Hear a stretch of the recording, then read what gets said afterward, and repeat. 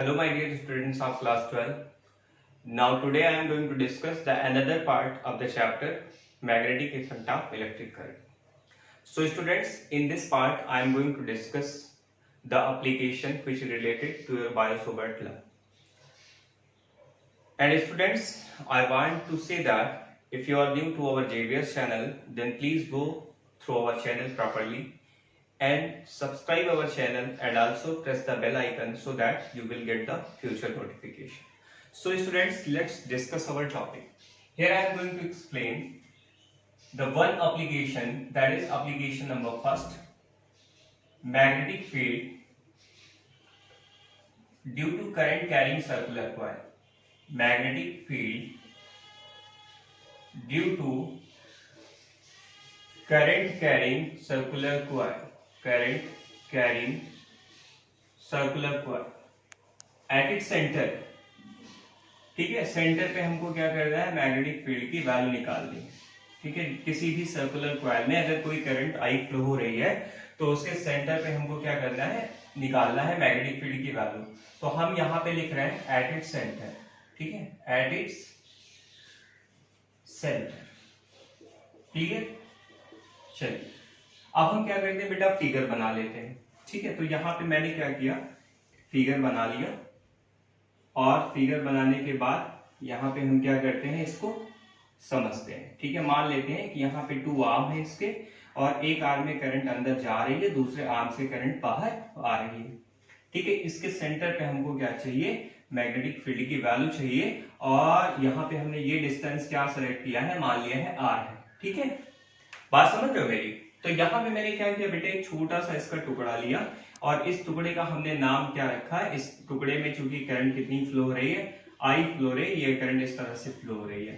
तो आपको पता है इस टुकड़े का नाम क्या होता है, करंट एलिमेंट होता है. क्या होता है आपको मैंने बता रखा है ना, तो करंट एलिमेंट इसे बोलेंगे. कोई कंफ्यूजन नहीं. अब एक बात मुझे ये बताओ कि इस करंट एलिमेंट और इस आर के बीच में एंगल कितना है बेटा, तो एंगल है 90. ठीक है भाई, छोटा सा टुकड़ा स्ट्रेट होगा और ये लाइन उस पे कैसी होगी, नॉर्मल होगी. सो that's why this angle will be 90. तो यहां बायो-सावर्ट लॉ हमारे पास क्या है, क्या है बायो-सावर्ट लॉ, तो dV इक्वल टू होता है म्यू नॉट आई अपान 4 पाई. ठीक है, dl sin theta divided by r square. यही तो होता है, where r is the distance. ठीक है, from that point at which we want to know the value of magnetic field. तो इस एलिमेंट से ये डिस्टेंस r है, हमको इस पॉइंट पे मतलब सेंटर O पे हमको क्या है, मैग्नेटिक फील्ड की वैल्यू बतानी है. तो भाई डायरेक्शन सबसे पहले फाइंड करते हैं कि सेंटर पे डायरेक्शन किधर होगी. तो थंब के डायरेक्शन में क्या करेंगे, अपने मतलब है थंब को अपने करंट के डायरेक्शन में प्लेस करेंगे और पाम को स्ट्रेच करेंगे. तो मैग्नेटिक फील्ड कैसा आएगा, सेंटर पे इनवर्ड आएगा, मतलब मैग्नेटिक फील्ड इस सर्कल के अंदर जाता हुआ दिखेगा. इसका मतलब है मैग्नेटिक फील्ड यहाँ पे क्रॉस वाला बनेगा. ठीक है, अब किसी भी एलिमेंट को यहाँ पे लोगे तो क्रॉस ही तुमको मिलेगा, मतलब अंदर की तरफ ही मैग्नेटिक फील्ड होगा. ठीक है, चलो बहुत अच्छी बात. तो यहाँ साइन थीटा वैल्यू कितनी होगी, 90 होगी, मतलब है dV की वैल्यू कितनी होगी, तो यहाँ पे हो जाएगी म्यू नॉट आई अपान 4 पाई. और यहाँ हो जाएगा कितना बेटा, तो यहाँ पे हो जाएगा dl divided by r square हो जाएगा. ठीक, अब एक बात बताओ, अगर हमें टोटल मैग्नेटिक फील्ड चाहिए तो ऐसे बहुत सारे छोटे छोटे सारे एलिमेंट्स को क्या करना पड़ेगा, सबको ऐड करना पड़ेगा. तो हमने क्या किया, इसको इंटीग्रेट कर दिया. तो integral dv is equal to mu naught I upon 4 pi. Clear? और उसके बाद क्या हुआ कि इंटीग्रल यहाँ पे हमने किसका किया, dl का किया और r स्क्वायर को भी बाहर ले लिया. क्यों, क्योंकि बेटा r तो कांस्टेंट होगा, r यहाँ कांस्टेंट है, तो इस वाले एलिमेंट के लिए भी फिक्स, इस वाले एलिमेंट के लिए भी फिक्स, इस वाले एलिमेंट के लिए भी फिक्स. और सबको जब हम r को ऐड करेंगे तो क्या मिलेगा, 2 पाई r मिलेगा. तो यहाँ तो हमको मिल गया b, तो ये मिल गया mu naught I divided by 4 pi r square into dl की वैल्यू कितनी, तो dl की वैल्यू 2 पाई r. तो यहाँ से पाई मर गया, r से r ये भी खत्म. तो 2 2 का क्या होगा 4, दैट इज b की वैल्यू कितनी होगी, तो b की वैल्यू होगी mu naught I upon 2 simply r. ठीक है, क्योंकि पाई का काम तो खत्म हो गया. क्लियर? तो यहाँ पे ये बेटा ये पॉइंट हमको समझ में आया कि b की वैल्यू, मैग्नेटिक फील्ड की वैल्यू एट इट्स सेंटर कितनी होगी, mu naught I upon 2r होगी. ठीक, फॉर n टर्म क्लियर? कितनी होगी? तो बी की वैल्यू आपके पास होगी, बी की वैल्यू कितनी होगी? Mu not an into I divided by 2r होगी। ये एन टर्न के लिए होगी, क्योंकि सिंगल टर्न मतलब, सिंगल टर्न का मतलब समझ रहे हो, एक ये सिंगल टर्न है। अगर ऐसे कई सारे टर्न होंगे तो मैग्नेटिक फील्ड की वैल्यू इतनी होगी। ठीक है, चलो अब एक और लॉजिक, मान लो कि ये सर्कल कुछ ऐसा है, हाफ पार्ट है, ध्यान से सुनना मेरी बात। अगर ये सर्कल पूरा ना होके हाफ है और इसमें करंट आई फ्लो हो रही है और इस पॉइंट पी पे मैग्नेटिक फील्ड की वैल्यू पूछी जाए तो आंसर कितना होगा बेटा? जब पूरे पार्ट के थ्रू इतना है तो ऑब्वियसली हाफ सर्कल के थ्रू 1/2 होगा, तो सिंपली यहाँ पे 1/2 इनटू क्या कर दो? Mu naught I upon 2 pi r कर दो, सॉरी 2 आर कर दो। ठीक है, तो ये हमारा क्या हो गया? सेमी सर्कल के थ्रू। उसके बाद अगर हम एक क्वाड्रेंट ले लें, ये देखो ये मैंने क्या ले लिया? क्वाड्रेंट ले लिया और इसमें करंट आई दिखाया, यहाँ मैग्नेटिक फील्ड की वैल्यू चाहिए हमको, तो आप बोलेंगे सर कि इसका जस्ट 1/4 कर दीजिए, तो बी की वैल्यू हमारे पास 1/4 times mu naught I upon 2 r simply हो गया। ठीक है, समझ रहे हो मेरी बात? अब मैं यहाँ पे एक लॉजिकल चीज आपको बताता हूं, देखो क्या है, मतलब बेटा टोटल पूरा एंगल कितना बनता है? ध्यान से सुनना मेरी बात, टोटल कितना एंगल बनता है सेंटर पे? तो 360 degree, that is 2 pi angle बनता है। तो 2 पाई के थ्रू मैग्नेटिक फील्ड की वैल्यू कितनी है? Mu naught I upon 2 r है। बाई 2 पाई के थ्रू मैग्नेटिक फील्ड कितना बन रहा है? तो आप बोलेंगे sir mu naught I upon 2 r बन रहा है, तो मैं बोलूंगा एक यूनिट एंगल के थ्रू कितना बनेगा? तो mu naught I upon 2 r into 1/2 pi होगा। अब मैंने आपसे कहा थीटा एंगल पे कितना बनेगा, तो आपने कहा सर मैग्नेटिक फील्ड की value mu naught I upon 2 pi, sorry simply 2r into theta upon 2 pi होगा। तो यहाँ पे मैग्नेटिक फील्ड की वैल्यू हमको कितनी मिल गई बेटा? तो मैग्नेटिक फील्ड की वैल्यू मिल गई mu naught I upon 2r into theta upon 2 pi. कोई कंफ्यूजन नहीं? समझ रहे हैं मेरी बात?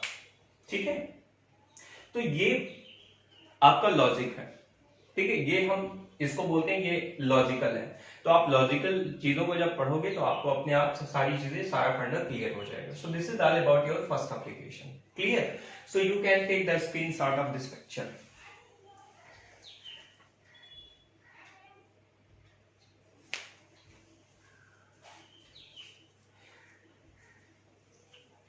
हो गया स्क्रीनशॉट? चलिए अब बात करते हैं बेटा कि अगर सपोज दैट कि आपके पास 2 कंसेंट्रिक सर्कल है। ध्यान से सुनना मेरी बात, आपके पास 2 कंसेंट्रिक सर्कल है। एक तो कंसेंट्रिक सर्कल ये है, ठीक है, दूसरा कंसेंट्रिक सर्कल ये है। ठीक, अब मान लो कि इसमें आपकी करंट फ्लो हो रही है आई, मान लो 1 है I1 और यहाँ एंटी क्लॉकवाइज है I2 है। ठीक है, और आपको इस पॉइंट पे मैग्नेटिक फील्ड की वैल्यू चाहिए, इस पॉइंट पी पे कि मैग्नेटिक फील्ड की वैल्यू कितनी होगी। तो हम कहेंगे कि यहाँ पे आप इसको ज्वाइन कर दो, ठीक है, और इसको यहां से ज्वाइन कर दीजिए। ठीक, इसके रेडियस को आप मान लीजिए R2 और इसके रेडियस को मान लीजिए R1। तो आपको क्या करना है बेटा, इस सर्कल के थ्रू सेंटर पे मैग्नेटिक फील्ड की डायरेक्शन चेक करनी होगी। तो आप क्या करोगे, अपना थंब करंट के डायरेक्शन में रखोगे ऑब्वियसली। तो यहाँ पे आप देखो कैसे करोगे, ध्यान से सुनो मेरी बात। जैसे देखो यार, अगर इस तरह से करंट फ्लो हो रही है तो ऑब्वियसली ये थंब इधर रखा तो मैग्नेटिक फील्ड बाहर, मतलब मैग्नेटिक फील्ड कैसा बनेगा, यहाँ पे डॉट वाला बाहर की तरफ बनेगा। और यहां से कैसा बनेगा बेटा, क्योंकि यहाँ पे आपको किधर है, ये देखो नीचे है, तो जब नीचे रखोगे तो मैग्नेटिक फील्ड अंदर बनेगा, मतलब है मैग्नेटिक फील्ड क्रॉस वाला बनेगा। और मैग्नेटिक फील्ड क्रॉस वाला किसके थ्रू बनेगा, इस सेकंड वाले सर्कल के थ्रू बनेगा, डॉट वाला फर्स्ट वाले सर्कल के थ्रू बनेगा, जो कि बाहर की तरफ होगा। ठीक, तो मैग्नेटिक फील्ड देखो बी इनवर्ड की बात करें तो बी इनवर्ड कौन सा है, बड़ा वाला सर्कल है। तो बड़े वाले सर्कल के थ्रू कितना बनेगा, म्यू नॉट आई की जगह I1 डिवाइडेड बाय कितना होगा बेटा, 2r होगा। तो यहाँ पे r की जगह पे क्या होगा, R2 होगा। This is our equation first. और b आउटवर्ड कितना होगा, तो b आउटवर्ड कितना होगा, तो ये होगा म्यू नॉट I2 होगा डिवाइडेड बाय कितना होगा बेटा, 2r1 होगा। This is our equation number 2। तो हमको नेट मैग्नेटिक फील्ड चाहिए, क्या चाहिए हमको, नेट मैग्नेटिक फील्ड चाहिए। तो बी नेट कितना होगा। अब हम ये चक्कर में पड़ गए भाई, किसको किसमें से माइनस करेंगे। तो मैंने ये बताया आपको कि भाई बी की वैल्यू कितनी है, तो बी की वैल्यू है mu naught I upon 2r। अब आप देखो बी आर के साथ कैसा रिलेशन रखता है, इनवर्स का, मतलब आर की वैल्यू ज्यादा तो बी की वैल्यू कम, आर की वैल्यू कम तो बी की वैल्यू ज्यादा। तो कम किस में है, R1 में। So that's why B net निकालने के लिए क्या करोगे, बी इनवर्ड में से, देखो बी आउटवर्ड में से बी इनवर्ड को माइनस कर दोगे, तो बी आउटवर्ड में से क्या करेंगे, बी इनवर्ड को माइनस करेंगे, तो कितना मिलेगा हमको, तो आंसर है म्यू नॉट अपान 2 तो कॉमन है, ठीक है, तो म्यू नॉट अपान 2 कॉमन ले लो, और अंदर क्या बचेगा, तो अंदर बचेगा I1 upon R1 minus I2 upon R2। So this is your unique concept. तो बी नेट की वैल्यू हमारे पास इतनी आ गई, ठीक है। तो ये आपका एक अनदर कंसेप्ट है, ठीक। तो ऐसे कंसेंट्रिक सर्कल वाले केस में आप इस लॉजिक को लगा सकते हैं, ठीक है।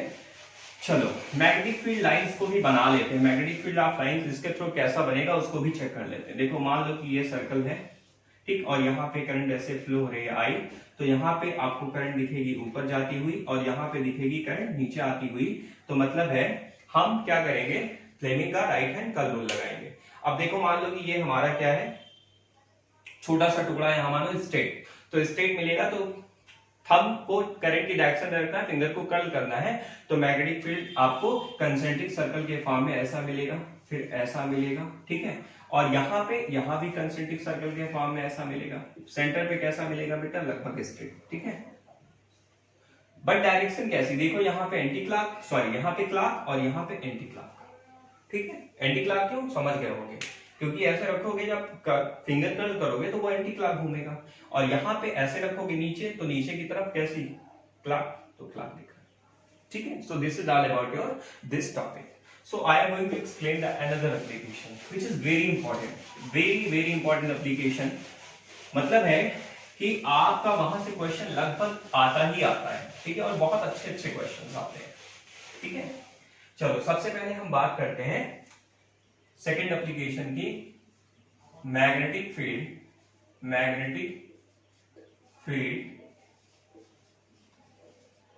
Due to straight current carrying wire,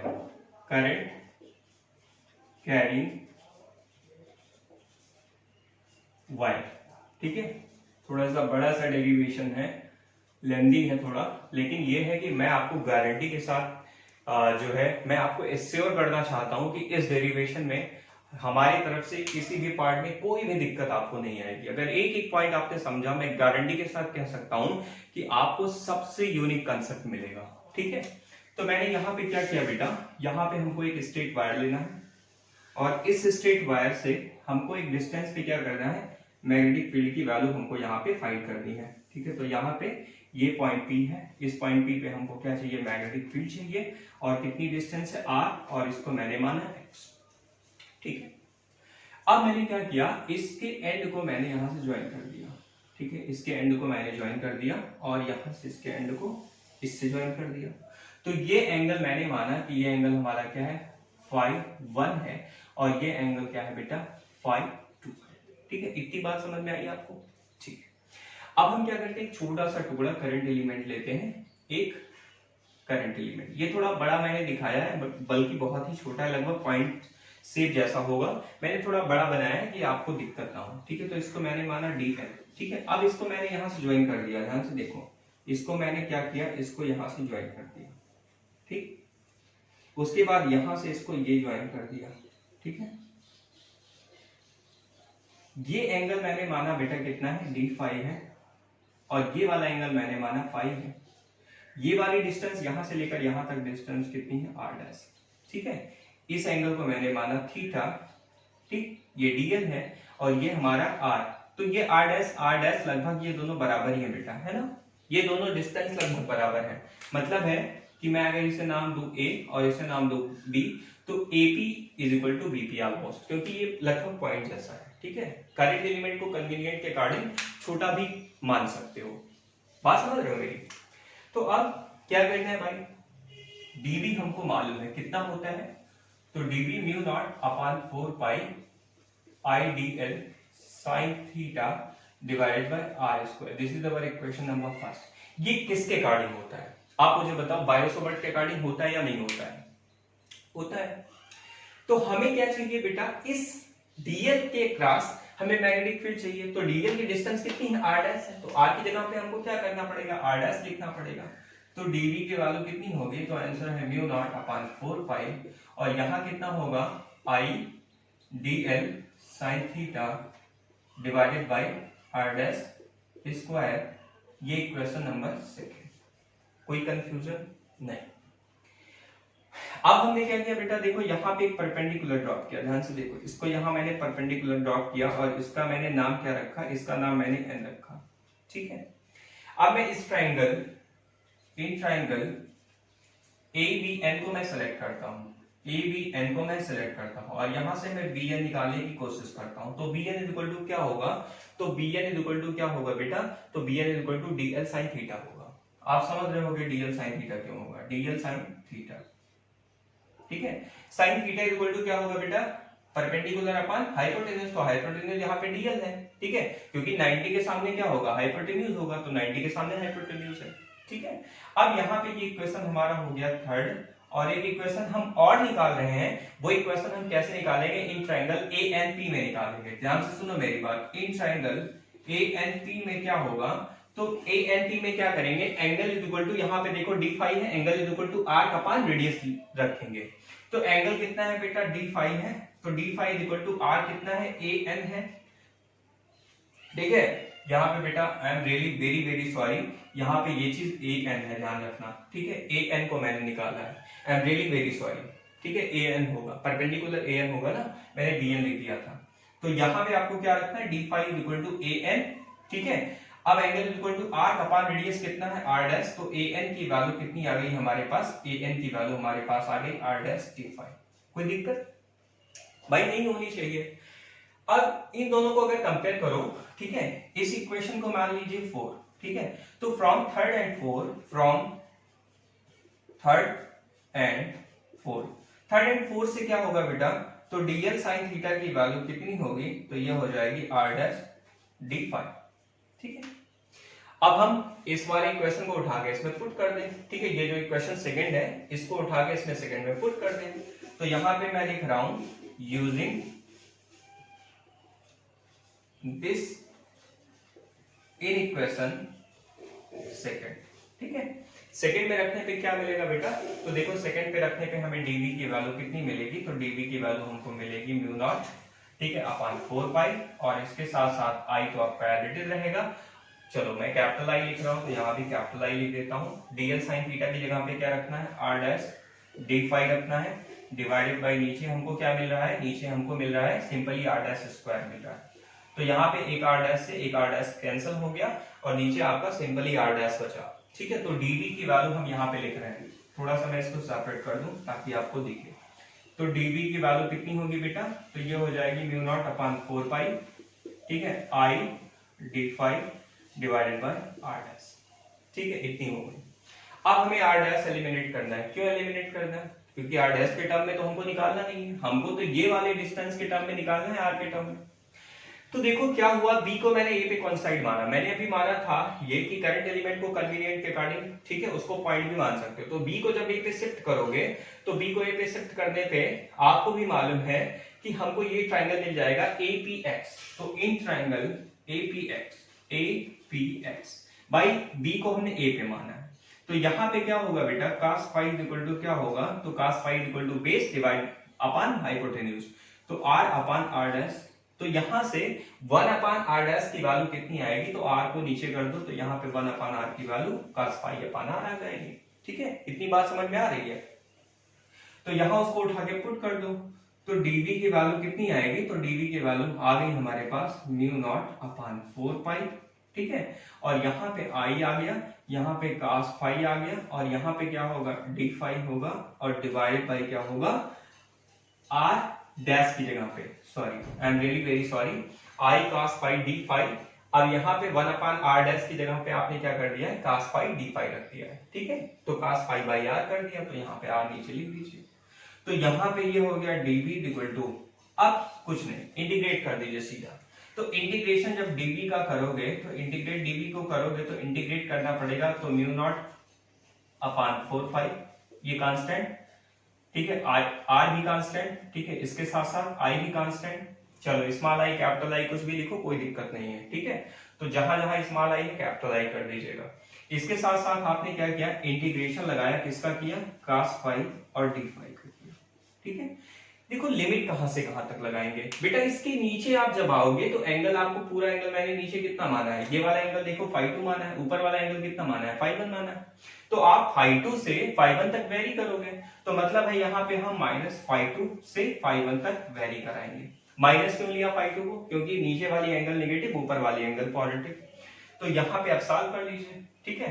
चलो मैं इधर लिखता हूँ, तो यहाँ पे b की वैल्यू कितनी होगी बेटा, तो b की वैल्यू हमारे पास हो जाएगी mu naught I upon 4 pi r हो जाएगी। इसके साथ साथ हमको ये मिल जाएगा, देखो cos फाई का इंटीग्रेशन क्या होगा बेटा, sin फाई होगा, और sin फाई के साथ क्या होगा, लिमिट लगेगी -φ2 से φ1। इसको b की वैल्यू निकालो तो ये हो जाएगी mu naught I upon 4 pi r, bracket में क्या हो जाएगी sin अपर लिमिट φ1 और माइनस साइन -φ2। अब मैं बता दूं आपको नॉलेज के लिए कि साइन माइनस थीटा जो होता है बेटा, वो साइन थीटा के इक्विवेलेंट होता है। तो यहाँ पे माइनस आगे आ जाएगा, मतलब माइनस साइन थीटा के इक्विवेलेंट। तो माइनस जब आगे आएगा तो प्लस हो जाएगा, तो ये हो जाएगा sine φ2। So this is our relation, very very important derivation, ठीक है, समझ रहे हो मेरी बात। अब मैंने क्या किया, इस पॉइंट को P को x के क्लोज मान लिया, केस ले लिया। If P is very close to x, क्या होगा कि जब ये बेटा बहुत क्लोज हो जाएगा, मान लो यहां हो गया, तो अब यहां से जब परपेंडिकुलर ड्रॉप करोगे तो यहां से परपेंडिकुलर ड्रॉप करने से ये कितना बनेगा, 90 बनेगा, और यहां से जब परपेंडिकुलर ड्रॉप करोगे तो यहां से भी ये कितना बनाएगा, 90। तो sin φ1 is equal to φ2 is equal to 90। तो यहाँ पे क्या हो जाएगा, φ1 is equal to φ2 is equal to 90। तो दोनों वैल्यूज को यहाँ पे पुट करेंगे तो आंसर आपका कितना आएगा, सीधी सी बात है, sin 90 की वैल्यू 1, sin 90 की वैल्यू 1, so that's why value becomes 2। सो b की वैल्यू कितनी हो गई, mu naught I upon 4 pi r, ठीक है, इंटू कितनी हो गई बेटा, इंटू यहाँ पे हो गई आपकी 2, तो 2 2 जा 4। तो b की वैल्यू, ठीक है, अब मैं b की वैल्यू कहाँ लिखूं, तो यहां मैं लिख रहा हूं, देखो b की वैल्यू कितनी आ गई बेटा, mu naught I upon 2 pi r, ठीक है। और अगर n टर्न हो जाएगा तो ni हो जाएगा, कोई दिक्कत नहीं है, ठीक है। सो this is all about your this derivation, very very important derivation, very very important derivation.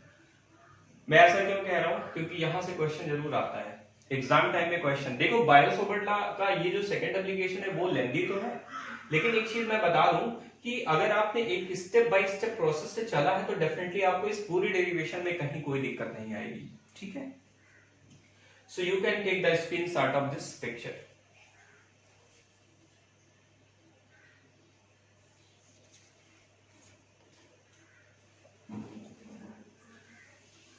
ले लिया आपने स्क्रीनशॉट, चलिए बहुत अच्छी बात। अब मैं क्या करता हूं बेटा, इसको मैं इरेज करता हूं और आपको मैं इसका थोड़ा बहुत क्वेश्चन को सॉल्व करने का मैं मेथड बताता हूं कि किस तरह से अगर क्वेश्चन आएगा तो आप किस तरह से सॉल्व करोगे, ठीक है। मैग्नेटिक फील्ड की डायरेक्शन अगर आपको बतानी होगी तो कुछ नहीं, रूल यूज करिए। करंट ऊपर जा रहा है, मान लीजिए करंट, यहाँ मैंने करंट एलिमेंट बताया ही था, तो करंट अगर ऊपर जा रहा है तो मैग्नेटिक फील्ड इधर इनवर्ट होगा, मतलब है मैग्नेटिक फील्ड की वैल्यू क्रॉस वाली होगी, ठीक है, आर डिस्टेंस पे।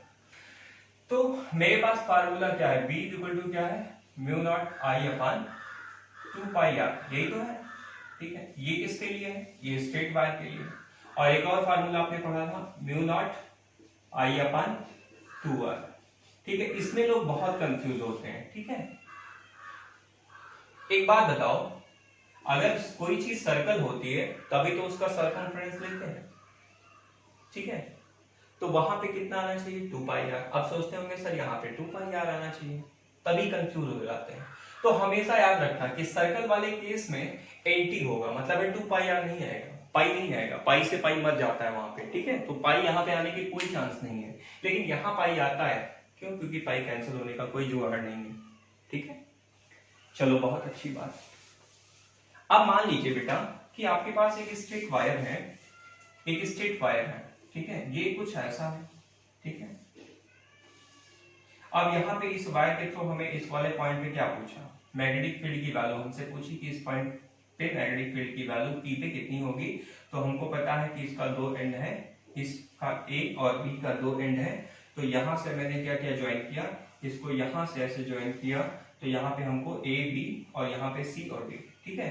तो यहाँ एक बात बताओ, ये सेंटर से ही तो डिस्टेंस इसके लेते हो, हमेशा ध्यान रखना perpendicular distance from the line लोगे, ठीक है। ये डिस्टेंस यहां से मैंने परपेंडिकुलर डिस्टेंस दी, अगर परपेंडिकुलर डिस्टेंस नहीं है तो आपको थिंक करना पड़ेगा, सोचना पड़ेगा कि परपेंडिकुलर डिस्टेंस हम कैसे लें, अदरवाइज आपका क्वेश्चन 100% गलत हो जाएगा, ठीक है। तो यहाँ पे परपेंडिकुलर डिस्टेंस जब लोगे तो ये एंगल कितना बनेगा, आपको भी पता है 45 बनेगा, ये एंगल भी 45 बनेगा। तो कौन सा फार्मूला फिर यूज करोगे मैग्नेटिक फील्ड के लिए, मैग्नेटिक फील्ड के लिए आप ये वाला फार्मूला यूज करोगे, ठीक है, वेरी इंपॉर्टेंट, ठीक। मतलब है अगर आपने ये फार्मूला यूज नहीं किया तो आप जो है इस फार्मूले से आप कभी भी अपने क्वेश्चन को अचीव नहीं कर सकते, ठीक है। अब तुम एक वायर के थ्रू निकाल लोगे, तो सिमिलरली 4 वायर है तो 4 से मल्टीप्लाई कर देना, तो इस पूरे एक्सप्रेशन को क्या करेंगे, 4 से मल्टीप्लाई कर देंगे, आपका सोल्यूशन आ जाएगा, ठीक है। चलो इस तरह का क्वेश्चन आपको लगाना होगा तो आप आसानी से कर सकते हैं, ठीक। अब उसके बाद मान लो एक ट्राइंगल है बेटा, ठीक है। तो ट्राइंगल में आपको, ठीक है, अब इस पॉइंट पे निकालना है, ठीक है, ध्यान से देखो, इस पॉइंट पे हमको निकालना है। तो हमने क्या किया, यहां से एक परपेंडिकुलर ड्रॉप कर दिया, ठीक है।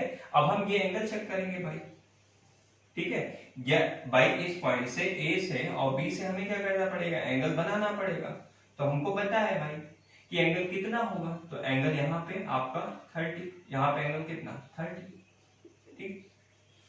तो हमें क्या करना है, साइन फाई की जगह पे फाई 1 की जगह 30, फाई 2 की जगह पे 30, कोई प्रॉब्लम नहीं, बहुत सिंपल, ठीक है। अब सपोज दैट, और 3 से मल्टीप्लाई भी करना पड़ेगा, अगर आप एक का निकालोगे फिर 3 आर्म है तो 3 से मल्टीप्लाई। आप सपोज दैट कि आपको कुछ क्वेश्चन ऐसा दे दिया, ठीक है, सपोज दैट कि आपको एक लेंथ ऐसी दे दी और उसके बाद आपको ये पॉइंट यहां दे दिया बेटा, ठीक है, ये पॉइंट ध्यान से देखना A और B, ठीक है, ये पॉइंट आपको यहां दे दिया, ठीक है। अब आपने क्या किया, ठीक है, ज्वाइन कर दिया, इसको यहां पे इसने ज्वाइन कर दिया, ठीक है, इस पॉइंट P को, और यहां से मैंने क्या किया, यहां से इसको ज्वाइन कर दिया, ठीक है। अब हमें इस पॉइंट P पे क्या चाहिए, मैग्नेटिक फील्ड की वैल्यू चाहिए। तो आप सोच रहे होंगे सर अब एंगल हम कैसे लेंगे, ठीक है। तो मैं आपको नॉलेज के लिए बता दूं बेटा कि हमको इस लाइन को एक्सटेंड करना पड़ेगा, ठीक है। क्या करना पड़ेगा, एक्सटेंड करना पड़ेगा। एक्सटेंड क्यों करेंगे, क्योंकि हमें क्या चाहिए, perpendicular distance from the wire. तो यहाँ पे हमको क्या चाहिए, परपेंडिकुलर डिस्टेंस। तो हम क्या करेंगे, यहाँ पे इसको ऐसे ड्रॉप करेंगे परपेंडिकुलर, तो ये हमारा कितना एंगल होगा, 90 होगा, ठीक है। ये ज्वाइन करना पड़ेगा, अदरवाइज आपका क्वेश्चन नहीं आएगा, ठीक है। अब पूछेंगे सर कि चलिए हमने परपेंडिकुलर तो ड्रॉप कर दिया, लेकिन सर हम एंगल कौन सा मानेंगे। तो मैं आपको एक और पॉइंट यहाँ पे बताना चाहूंगा बेटा, ये एंगल तो आपका क्या होगा, फाई 1 होगा, ठीक है, इस पॉइंट पे। अब दूसरे वाले एंगल को सर्च करना, तो ये ऐसे इस वाले वायर से घूमना है, तो इस वायर से घूमते गए घूमते गए घूमते गए घूमते गए घूमते गए और ये यहां तक चले आए। तो ये वाला एंगल 360 माइनस 5 होगा, कितना होगा, 360 माइनस 5 होगा, ठीक है भाई, यही तो करते हो। देखो अब क्या करना है, इस वायर पे चलना है, ये घूमते गए घूमते गए, चूंकि ये हमको डिस्टेंस यही मिल गई तो हमने क्या किया, मान लिया, लेकिन हमको नहीं मिल रहा तो ऐसे घूमते गए घूमते गए घूमते गए यहां तक आ गए, तो एंगल कितना होगा, 360 माइनस 5 होगा। समझ रहे हो मेरी बात, ठीक है। तो देखो किसी भी क्वेश्चन को लॉजिकली अगर आपको सॉल्व करना है बेटा, तो सब कुछ समझ के चलना पड़ेगा, ठीक है। बिना समझ के आप जो है अपने लॉजिक को जस्टिफाई नहीं कर पाओगे। तो जो हमारा नेक्स्ट लेक्चर होगा उसमें हम क्या करेंगे, एक और डेरिवेशन हम लोग इंपॉर्टेंट डेरिवेशन को डिस्कस करेंगे, जिसमें हम लोग क्या करेंगे, एक सर्कुलर लूप के थ्रू, अभी हमने सेंटर पे निकाला था, अब हम इस बार अगली बार एक्सिस पे निकालेंगे कि उस पे एक्सिस पे मैग्नेटिक फील्ड की वैल्यू कितनी होगी, और उसका हम ग्राफ भी प्लॉट करेंगे, और उसके साथ साथ इन दो टॉपिक से रिलेटेड कम से कम 2 न्यूमेरिकल्स मैं आपको बता दूंगा। ठीक है, कम से कम 2 न्यूमेरिकल्स मैं आपको डेफिनेटली बता दूंगा, जिससे कि आपको कोई दिक्कत ना हो। So this is all about your application of Biot-Savart law. Thank you, students.